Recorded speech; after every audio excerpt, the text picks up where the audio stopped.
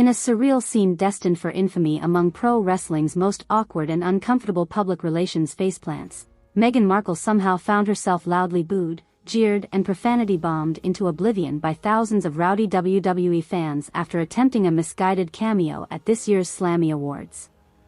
Just when royal tell-alls detailing her alleged Princess Pinocchio tendencies couldn't possibly earn the Duchess of Sussex any more derisive infamy, she seemingly managed to outdo herself by crashing one of sports entertainment's most irreverent primetime galas. And the reception from the notoriously cantankerous WWE universe could not have been more brutally, unmistakably hostile. It remains unclear what megawatt delusions of social media branding grandeur convinced the renegade royal to insert herself unannounced and uninvited into the raucous Las Vegas festivities known as the spammys. But what started as an innocent, wordless cameo intended for some harmless positive publicity quickly devolved into a cringe comedy spectacle as Meghan faced a violently negative reception usually reserved for dastardly pro-wrestling villains. Can you believe this #*%? We literally just had this ungrateful grifter royal trying to make some grab for WWE clout on our biggest night by rolling in with all her phony Hollywood cameras like she's Dwayne or Batista, railed one shell-shocked fan who was sitting ringside for Markle's cringe-worthy slammy salvo.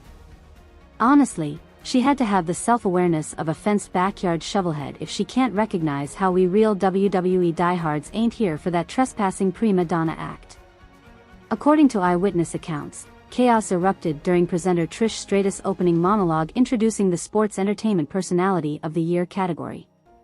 As the WWE Hall of Famer delivered her preamble about the field of deserving candidates, pre-recorded video vignettes recycling their most iconic 2023 entrances, backstage skits, and match highlights began airing on the Titantron.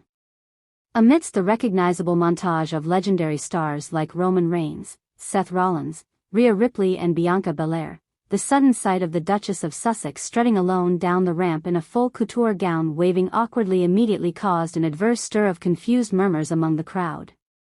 Even with no commentary explaining her inexplicable presence, the confused masses collectively recognized the polarizing royal figure and responded with thunderous jeers echoing through Allegiant Stadium. I was sitting 6 rows back with my nephews and their first reaction was, "Hey, that can't actually be Meghan Markle, can it?" But then she starts really overdoing this pageant princess wave while completely out of place. And that's when everybody started hurling drinks, batteries, you name it, the fan continued. People were losing their minds that this shameless D-list Netflix grifter would actually dare crash our biggest annual party like she's worthy getting any kind of slammy honor. Indeed, by the time the full-screen video clip reached its staged climax of Meghan twirling mid-ramp to deliver one of her trademark grating hair tosses, the arena had already completely descended into a fervor of ear-splitting profane chants, ranging from unmistakable, "Shut the F*** up," crowd-wide serenades to synchronized vocal demands she "go home, fake princess." Deafening rounds of boos and projectiles continued raining down from all directions as the Duchess was shown awkwardly vamping solo in the ring, appearing completely bewildered while repeatedly mouthing, "What's going on?" and gesturing frantically to her public relations handlers waiting in the wings. It was just the most magnificent tsunami of unbridled crowd heckling I've ever witnessed targeting one single person, laughed longtime wrestling photographer Larry Rosen from his floor seat just inches from the ring itself. And this was coming from genuine diehards who usually reserve that level of hostile vitriol exclusively for hated villains like Triple H and Vince at his most evil Mr. McMahon boss character.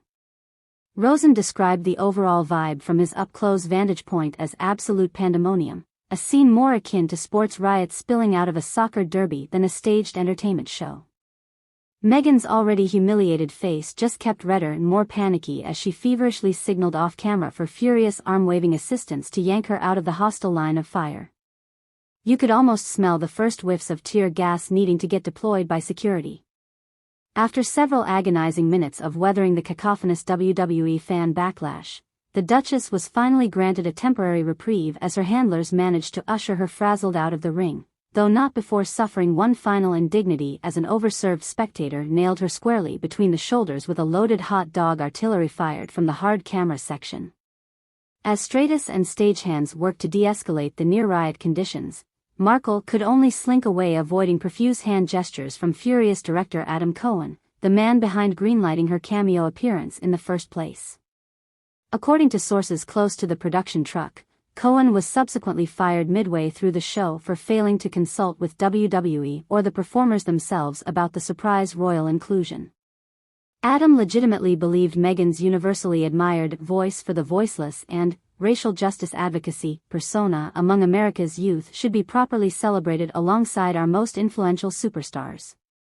But wow, what an epically mistaken and arrogant blind spot towards how hostile the WWE fanbase would react to all her excessive out-of-touch Sussex royalty theatrics, explained insider Tim O'Neill, who revealed Cohen had already tried issuing multiple abject apologies for the botched moment. Just one of the most unsightly debut appearances in pro wrestling history, and by someone who wasn't even remotely on the card. Unfortunately for Markle, the WWE disgracing represented only the prelude to an entire evening of sustained derision as editing crews scrambled to minimize her presence on the broadcast. While her footage was kept to an absolute minimum, each stray cutaway glimpse of Meghan's sweaty, shell-shocked face dejectedly clinging to the backstage periphery provided easy fodder to inspire another raucous shower of profanities.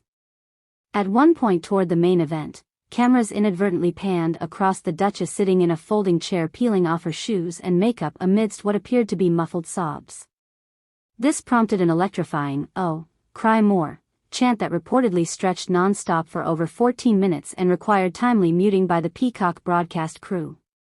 Markle's highly anticipated summoning of the "A Voice for the Voiceless" speech scheduled for the In Memoriam segment next also became a non-starter as security details were ultimately forced to escort the traumatized Duchess off the premises for fear of escalating the crowd any further. The look of utter shock on her face just seeing the levels of unbridled hostility from regular folks, as she had that smug self-entitlement literally smacked right off her back by concession stand's airborne ammunition.